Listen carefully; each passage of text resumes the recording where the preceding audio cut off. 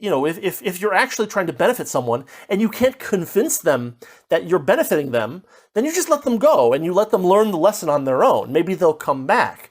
But to say, no, I really am here to help you out, and then you point a gun at their head and say, don't you go anywhere, that's not convincing. That's the opposite of convincing.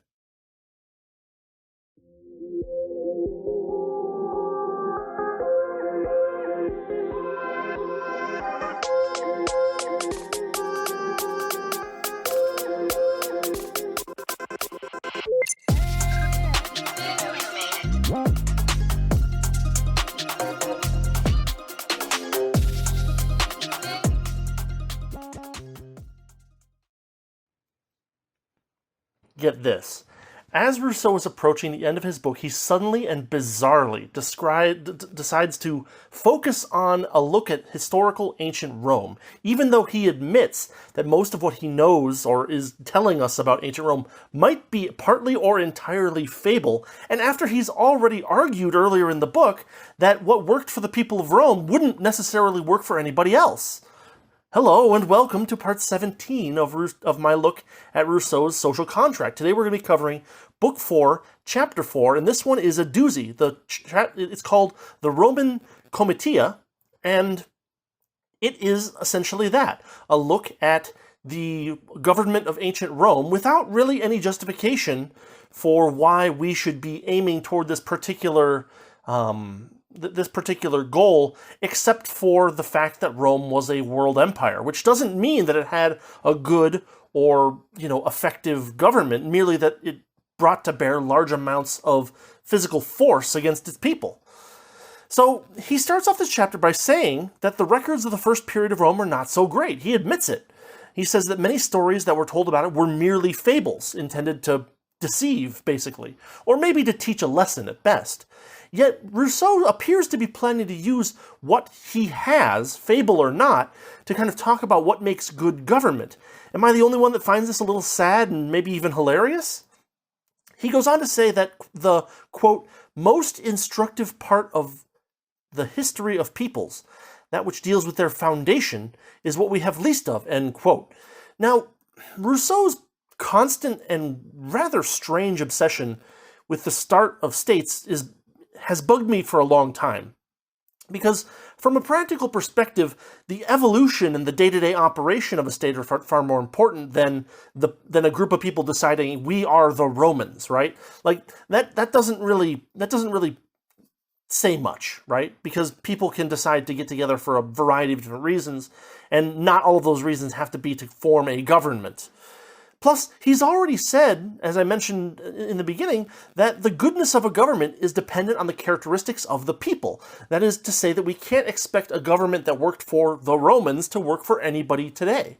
We can look at Book 2, chapters 8 through 10, and Book 3, chapter 8 in particular, to see his previous arguments on this, and it totally makes this chapter not make sense, just from a structural perspective. It might have made sense at the very beginning, and to say, hey, this is a government that was very successful under certain, what would you call it, certain criteria.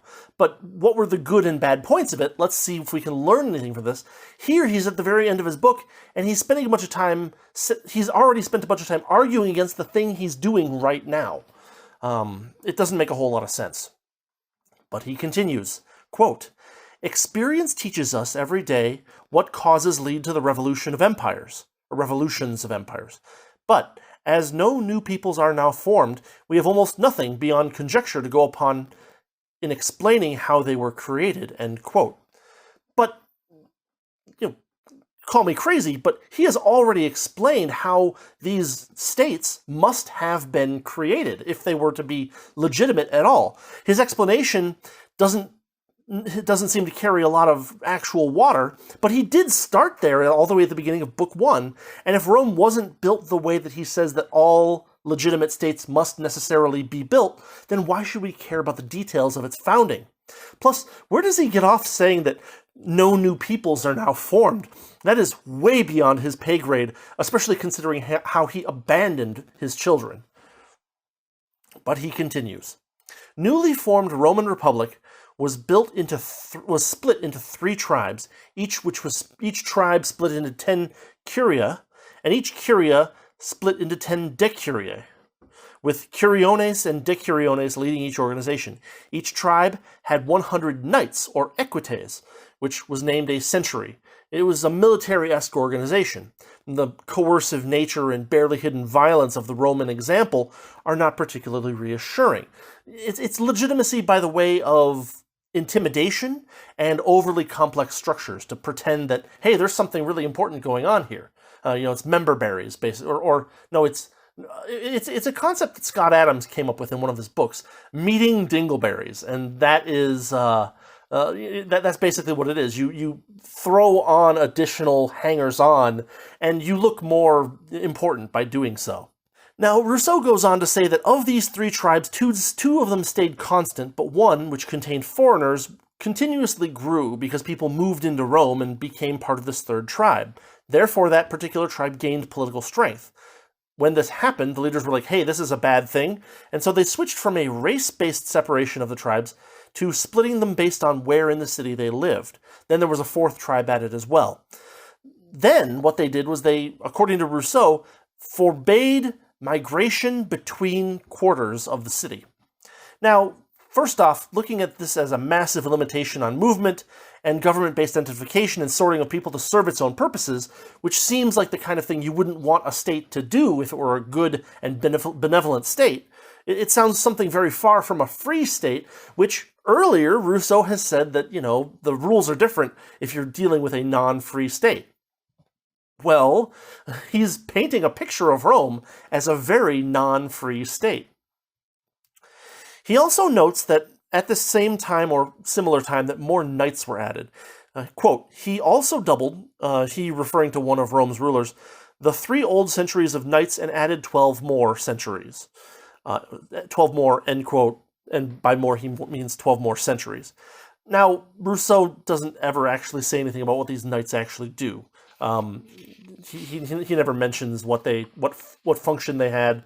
My suspicion, and I'm not a Roman history expert, but my suspicion is that these knights made up the people who were candidates for the Senate or something like that. They were some kind of an aristocracy, basically, but I just don't know. And looking it up and spending a lot of time doing historical research is outside the scope of this talk. So let's just accept that as Rousseau presents it and see where he goes with it. He notes that this change went over without complaint by the people because the ruler kept the old names in place, and therefore the ruler was able to effectively separate the knights and the people. Now, the state using its authority and combining it with a little bit of trickery to kind of bamboozle the people as structures that they might have agreed to are pulled out from under them, right? You agreed to X, and the government changes X to Y, but they keep the names in place so that you still think that it's X. That's not actually legitimate. That's trickery. That would be a violation of the social contract because it's a change in the form of government without the approval of the people. Rousseau has already said that that's a no-no. I mean, if this doesn't demonstrate the fundamentally corrupt nature of the state, it's hard to imagine what will. Recall that earlier Rousseau has said that quote, the established government should never be touched except when it comes to be incompatible with the public good, end quote. That's Book 3, Chapter 18. Rousseau has not made a point that this particular change, or that all parts of this particular change were necessary to keep things compatible with the public good. Here we have the magistrates, the prince, right, changing the organization of society in significant ways and hoping to do so without the people noticing, by keeping old names in place. According to Rousseau's own statements earlier, this violates his principle that the people must be the ones to choose to reorder government. It's also kind of ridiculous for him to use this as an example as if everyone will be forever fooled by this kind of trickery, and, if this trickery doesn't go over well, that it's somehow the people's fault. Very much not so. He continues, he's talking about Servius now. He says that Servius added 15 rural tribes to correspond with the 15 rural cantons. There were 15 more tribes to be added later, making a total of 35, which was the number maintained until the end of the Republic. Early Romans preferred country living, and so all of Rome's elites operated farms, keeping the urban tribes from monopolizing power and damaging the reputation of the rural tribes. Being transferred into an urban tribe, which apparently could be done by the government, was seen as a public disgrace. Now, having a romantic perception of pastoral life is one thing. Even Thomas Jefferson had that kind of romantic perception of pastoral life. But to tie it to the fundamental goodness or badness of a state seems to arbitrarily limit what kind of peoples can have good government, right? It's an arbitrary limitation, and because not everyone can be expected to be able to meet this requirement, it makes Rousseau's framework useless for a large variety of people. Yet he continues. He says that originally censors could arbitrarily transfer citizens from one tribe to another, but eventually this rule was changed for one that was based on self-determination. Rousseau says, quote, "This permission certainly did no good and further robbed the censorship of one of its greatest resources," end quote. After some time, Rousseau notes, the tribes became so muddled that only by reference to official records could a citizen's tribe be known. Now, Rousseau's conception of self-determination as damaging certainly shows on which side his bread is buttered. Once a Rousseauian state begins to exist, it must clutch at all the minorities it's currently parasitizing off of, leeching from, and the idea that groups might decide to leave the state is seen as damage, because Rousseau insists on his really foolish metaphor of the sovereign as a real living person. This idea of dominion, that the state owns this particular land on some kind of spiritual level, is extremely damaging to the goodness of states because it enables the state to trap minorities and basically rob them, to not serve their interests. And when you do that, you create people who have, at least in their own minds, a very justifiable, very reasonable expectation that the state is their enemy and then that it should be fought against. This is not something that anyone should be surprised by.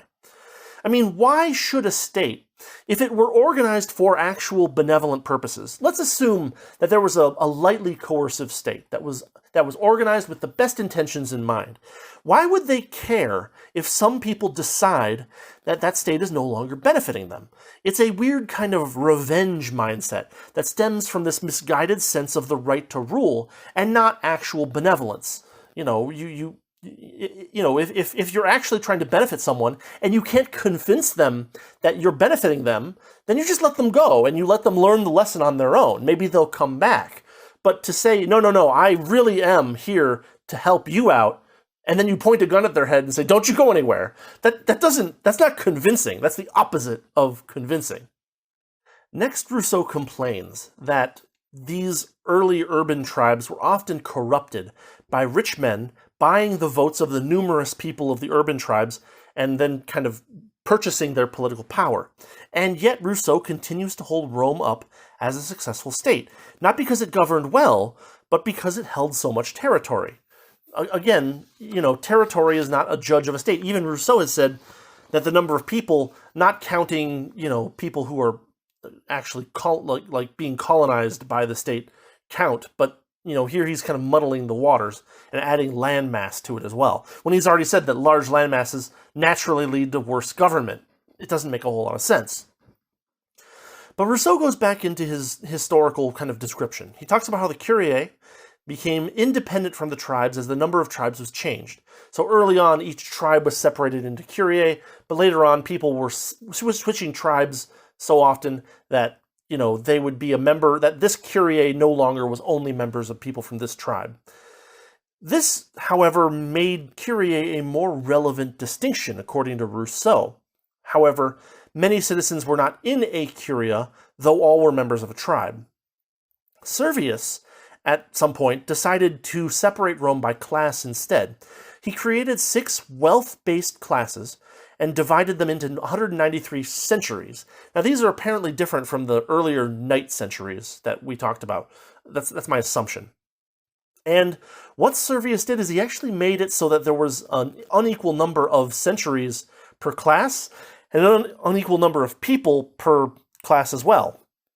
So most of the centuries, I think, like more than 90 of them, I think, were part of the richest class.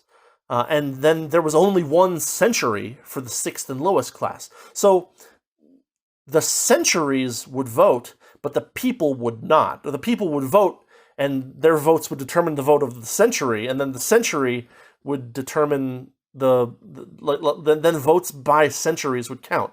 And so, in theory, Rousseau admits, if all of the rich people in Rome were of one mind, they could all vote, and all of their centuries would outnumber everybody else's centuries, right? And so this small group of highly wealthy and influential, Roman rich people could basically run the whole republic. They could push it in any direction they wanted, irrespective of the votes of the vast majority of the people. Rousseau notes that Servius gave the whole thing a military feel by putting various war-making centuries into various classes. Like arms makers were in one of the classes. Not the first one, but like the second or the third one. And also by separating centuries by whether or not they had a duty to bear arms in service of the state. These are, of course, common state tactics to promote civil duties and to build allegiance to the state by way of martial esprit de corps, right? Rousseau notes that the lowest class had no obligation to defend the government since, quote, a man had to possess a hearth to acquire the right to defend it, end quote. They, the lowest class, were largely irrelevant in the operation of the state. They weren't even counted until a much later leader named Marius decided to enroll them.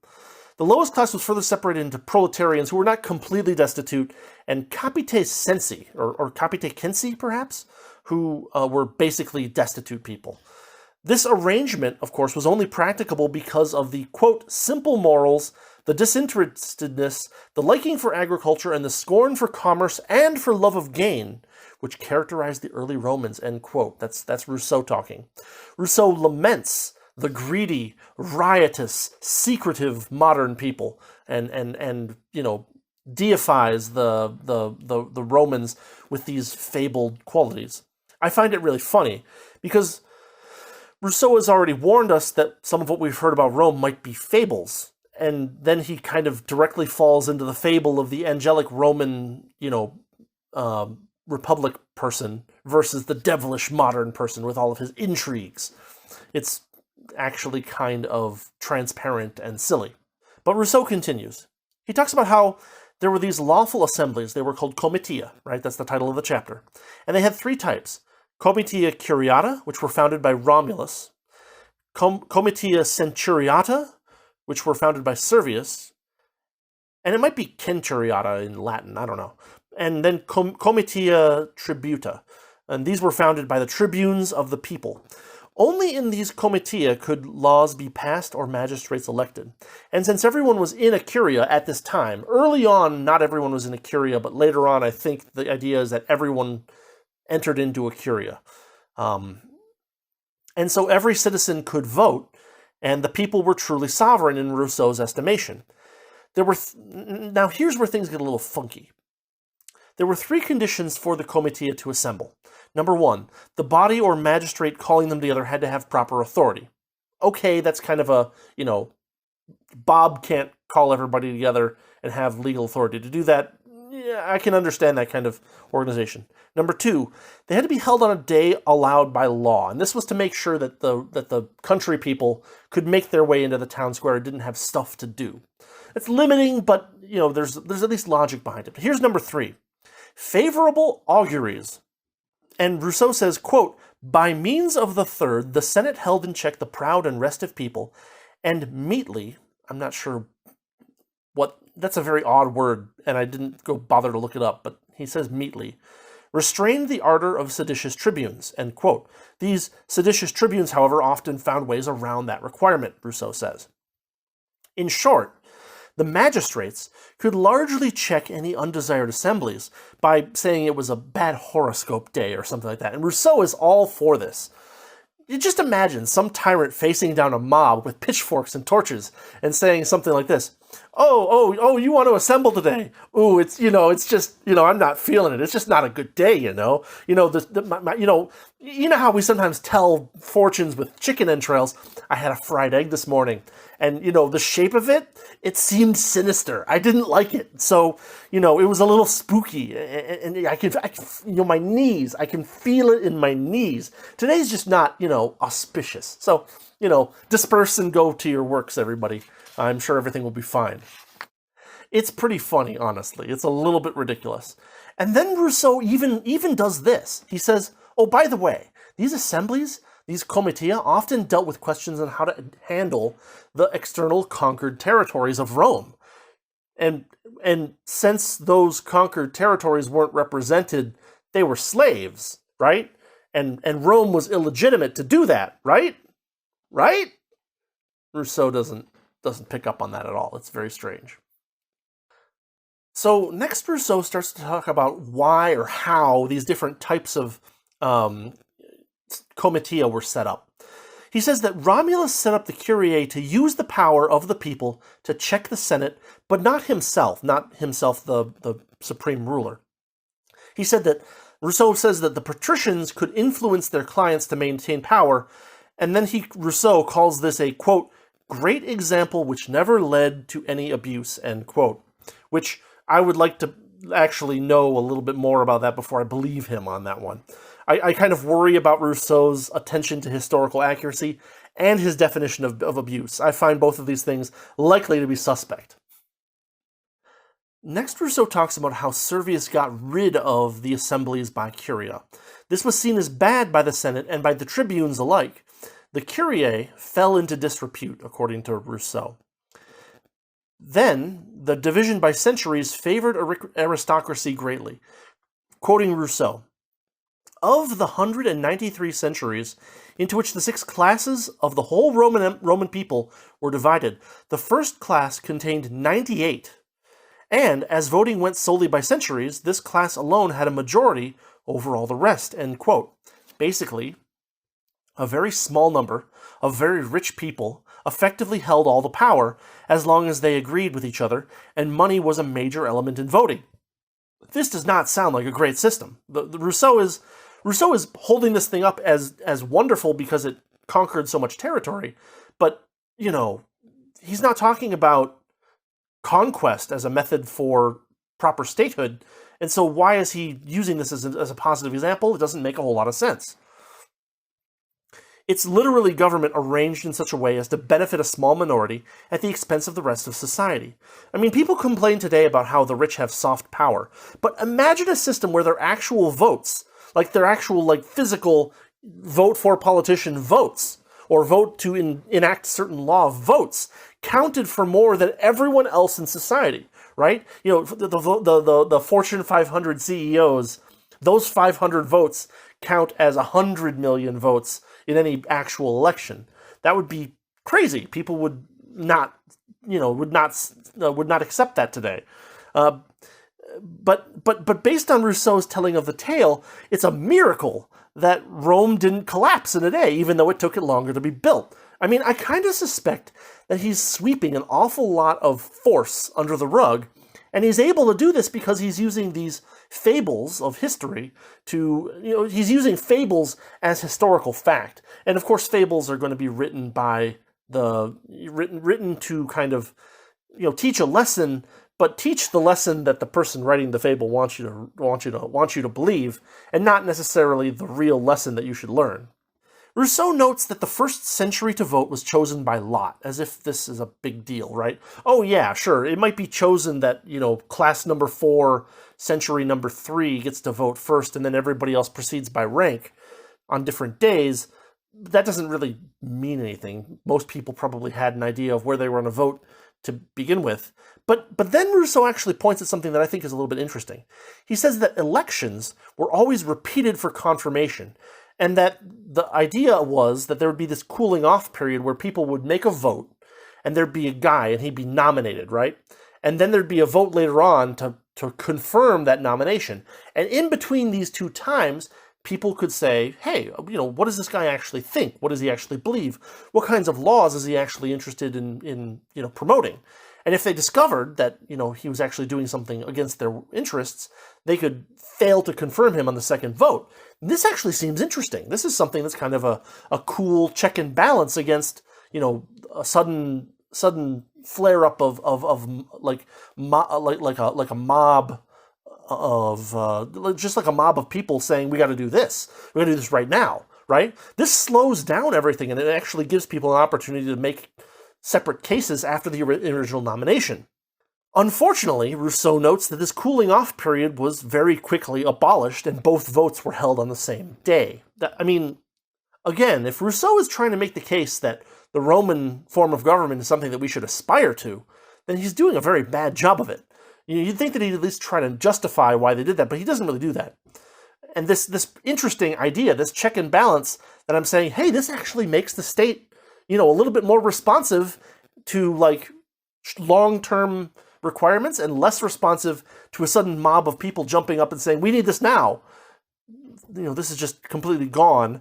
And, it supports my evaluation that this government that Rousseau is so in love with was not actually administered, for the whole people, but only for a very small minority. Next, Rousseau gives us a very odd complaint. Rousseau says that the Comitia Tributa excluded the Senate from participation, and thus made the senators less free than the citizens. Quote, "This injustice was altogether ill-conceived, and was alone enough to invalidate the decrees of a body to which all its members were not admitted." End quote. I'm sure that the senators spent a lot of time worrying about how unfree they were on top of their huge beds made from stolen money. But based on this analysis, Rousseau continues with several conclusions. Number one, that the tributa was for democracy, that the comitia tributa were for democracy, that the comitia centuriata, or centuriata possibly, were for aristocracy, and that the curiata, or comitia curiata, were for tyranny and evil. He says that all, quote, majesty of the Roman people lay solely in the comitia centuriata, which alone included all, end quote. But it included all with very different weights, which is something that Rousseau is kind of sweeping under the rug. And then it was an explicitly aristocratic institution, which Rousseau has also said isn't necessarily the best thing, but might be the best thing in certain circumstances. It's a very odd thing for him to say. All right, we're getting close to the end. Rousseau notes next that votes originally were declared allowed, which was good for honest citizenry, since people would be ashamed to vote for unjust laws or magistrates. However, secret voting was later instituted after the people became corrupted and vote buying became common. The idea being that a secret ballot makes it very hard to buy someone's vote and be sure that you got what you paid for. But the notion that there are pluses and minuses to open and secret ballots is not really a justification for anything. It's a trade-off. And it's like everything else. You got to figure out what, you want to do, or what mixture of things you want to do. You might do both in some way. There's all kinds of weird ideas you could come up with.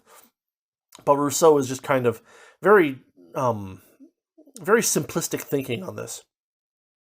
He disagrees with Cicero. Who are you going to believe, Rousseau or Cicero? Rousseau disagrees with Cicero that the change from public to secret ballot was a major factor in the collapse of the Republic. Quote, quoting Rousseau, "For want of enough such changes, the destruction of the state must be hastened. Just as the regimen of health does not suit the sick, we should not wish to govern a people that has been corrupted by the laws that a good people requires." End quote. And then he mentions that Venice has clung to life for so long because its laws suit the wicked. Rousseau is really vague here, because his idolatry for the Roman Republic is mixed in with this fuzzy idea that at some point the destruction of the state is needed to be hastened. Now, he could have spent some time exploring this, and when this point was, and why, but he just kind of hand waves over it. By that logic, does Venice similarly deserve to be destroyed? What does it mean to have a wicked people? Again, these are interesting questions worth exploring, but Rousseau, as usual, glosses over them, kind of poses them and then wanders off into something else. He makes these vague references, and the reader is supposed to implicitly agree with him at this point, right? That's why he's waited until this point of the book to actually start making these kind of assumptions, is that by now he's expecting you to have kind of started to implicitly agree with him. He's thrown up so much fog earlier that he's like, oh yeah, by now they'll pretty much agree with what I say, and so I'll just say some weird stuff that doesn't make a whole lot of sense. And he finishes off the chapter this way. He talks about how the late Roman Republic was characterized by lots of sudden expedients to deal with problems that were due to bad laws. And yet, he notes, the government continued to function in this way for a very long time.